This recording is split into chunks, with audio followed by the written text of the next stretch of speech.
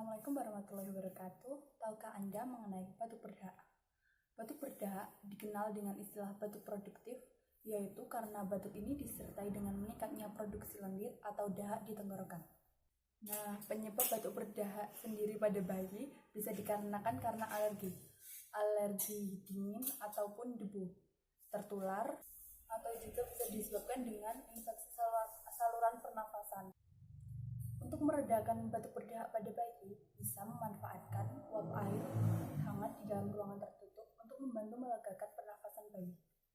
Selain itu, dengan memperbanyak asupan cairan. Cairan yang dapat diminum dapat bervariasi.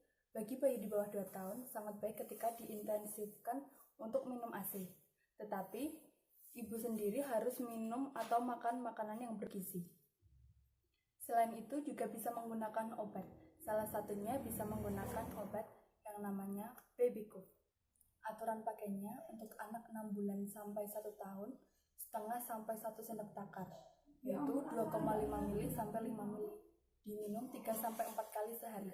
Sedangkan untuk anak 1 tahun sampai 2 tahun, 1 sendok takar, yaitu 5 ml. Diminum 3 sampai 4 kali sehari.